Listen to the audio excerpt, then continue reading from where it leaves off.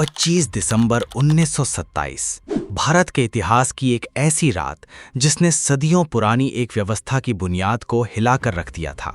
महाराष्ट्र के महड़ में एक चिता जलाई जा रही थी, लेकिन ये किसी इंसान की चिता नहीं थी।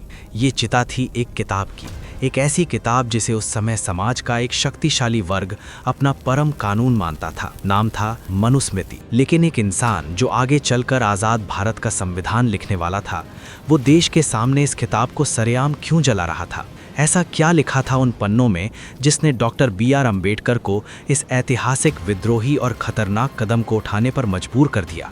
आज हम इतिहास के उन पन्नों को पलटेंगे जिन पर राख और बगावत की महक आज भी ताज़ा है। इस आग के सुलगने की कहानी शुरू होती है इसके जलने से कई महीने पहले, मार्च 1927। जगह महड़ का चावदार तालाब। भारत पर हुकूमत अंग्रेज़ों की थी, लेकिन समाज पर राज किसी और चीज़ का था, छुआछूत का।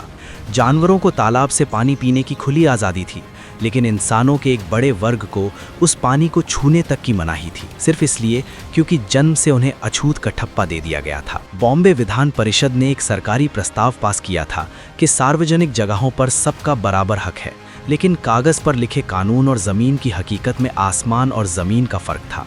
डॉक्टर अम्बेडकर ने तय किया कि वो इस हक को भीख में नहीं मांगेंगे, बल्कि खुद हासिल करेंगे। हज़ारों अनुयायियों के साथ उन्होंने चावदार तालाब का पानी पिया।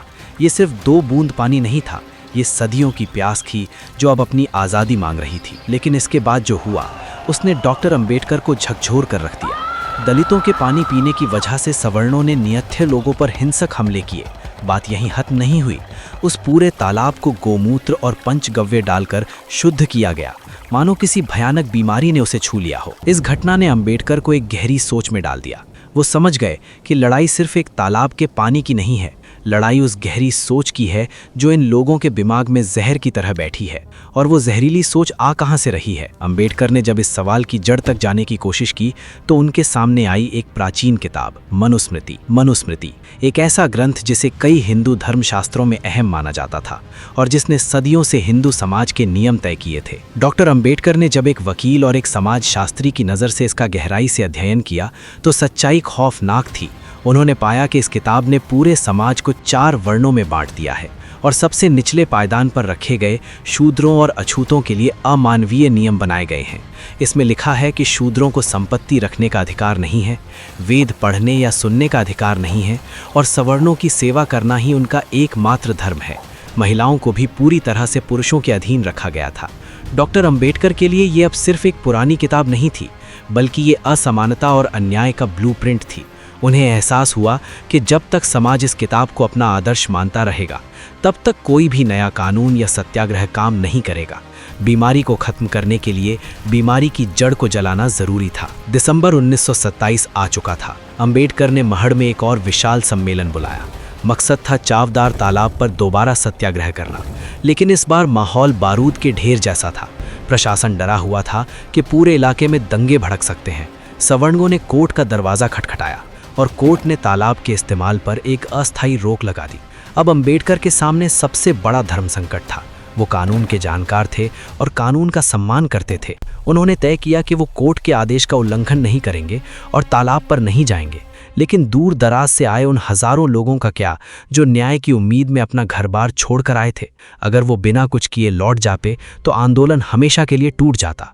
अम्बेडकर को कुछ ऐसा करना था जो बिना कानून तोड़े उस असमानता की व्यवस्था की सबसे बड़ी नस पर प्रहार करे। तभी रातों रात एक ऐतिहासिक और गुप्त फैसला लिया गया। 25 दिसंबर की शाम मंच पर डॉक्टर अम्बेडकर के साथ एक ब्राह्मण खड़े थे, गंगाधर नीलकंठ सहस्त्रबुद्धे। ये इस पूरे आंदोलन की सबसे दिलचस्प और अहम बात थी। अम्बेडकर की लड़ाई किसी इंसान या जाति के खिलाफ नहीं थी, उनकी लड़ाई जातिवाद और अंधविश्वास के खिलाफ थी और इसीलिए न्याय की इस लड़ाई में कई सवर्ण भी उनके साथ खड़े थे। सहस्त्रबुद्धे ने मंच से एक प्रस्ताव पेश किया। वो प्रस्ताव था मनुस्मृति को सार्वजनिक रूप से जलाने का। भीड़ में एक पल के लिए भारी सन्नाटा छा गया। एक ऐसी किताब जिसके खिलाफ बोलने से भी लोग कांपते थे, उसे जलाने की बात हो रही थी। लेकिन वो सन्नाटा सिर्फ चंद सेकंड का था, जो जल्द ही गगनभेदी नारों में बदल गया। रात के 9 बज चुके थे। मैदान के बीचों बीच एक वेदी बनाई गई थी। 6 इंच गहरा गड्ढा खोदा गया था। उसमें चंदन की लकड़ियां रखी गई थीं। ये कोई आम आग नहीं थी, ये एक प्रतीकात्मक अंतिम संस्कार था, असमानता का अंतिम संस्कार। गड्ढे के चारों तरफ बैनर लगे थे जिन पर साफ अक्षरों में लिखा था, मनुस्मृति की चिता और छुआछूत का नाश हो। 25 दिसंबर 1927 की उस सर्द रात को एक ब्राह्मण गंगाधर नीलकंठ सहस्त्रबुद्धे और अंबेडकर के एक दलित सहयोगी पीएन राजभोज ने मनुस्मृति के पन्नों को आग के हवाले कर दिया। आग की लपटें आसमान की तरफ उठने लगीं। डॉक्टर अंबेडकर मंच के पास शांत खड़े थे। उनकी आंखों में उस जलती हुई आग का अक्स था और एक नए आज़ाद भारत की चमक थी। वो रात बीत गई, लेकिन उस आग की तपिश ने पूरे देश को झुलसा दिया। ये सिर्फ कुछ कागज़ों का जलना नहीं था, ये एक खुली चुनौती थी। ये एक ऐलान था कि भारत का शोषित समाज अब सदियों पुरानी मानसिक और सामाजिक गुलामी को एक पल भी बर्दाश्त नहीं करेगा। अगले दिन अखबारों में भूचाल आ गया। कुछ कट्टरपंथियों ने इसे धर्म का अपमान बताया। अंबेडकर को धमकियां मिलने लगीं, लेकिन वो पीछे हटने वालों में से नहीं थे। उनका सीधा सा जवाब था कि जो ग्रंथ इंसानों में भेदभाव करता है, जो इंसान को इंसान नहीं समझता, वो धर्म नहीं हो सकता। मनुस्मृति दहन ने भारतीय राजनीति और समाज में एक ऐसा जलजला ला दिया जिसकी गूंज आज तक सुनाई देती है। इसी दिन को आज भी मनुस्मृति दहन दिवस और महिलाओं के हक के लिए स्त्री मुक्ति दिवस के रूप में याद किया जाता है। इतिहास गवाह है कि जिस इंसान ने 1927 में असमानता के उस कानून को आग लगाई थी, ठीक 23 साल बाद उसी इंसान ने 1950 में भारत को समानता का सबसे बड़ा कानून दिया, भारत का संविधान। मनुस्मृति का जलना एक अंत नहीं था, बल्कि एक शुरुआत थी, एक ऐसे सफ़र की जो न्याय और समानता के लिए आज भी जारी है। इतिहास सिर्फ किताबों की तारीखों में नहीं, बल्कि उन चिंगारियों में जिंदा रहता है जो समाज का अंधेरा मिटाती हैं। 25 दिसंबर 1927 की वो आग आज भी हमें ये याद दिलाती है कि जब भी अन्याय परंपरा का रूप ले ले, तो न्याय की कीमत हमेशा बगावत से चुकानी पड़ती है। अगर आपको डॉक्टर भीमराव अंबेडकर की ये सच्ची कहानी पसंद आई हो, तो इस वीडियो को लाइक ज़रूर करें, क्योंकि ऐसी ऐतिहासिक डॉक्यूमेंट्री बनाने में बहुत मेहनत लगती है।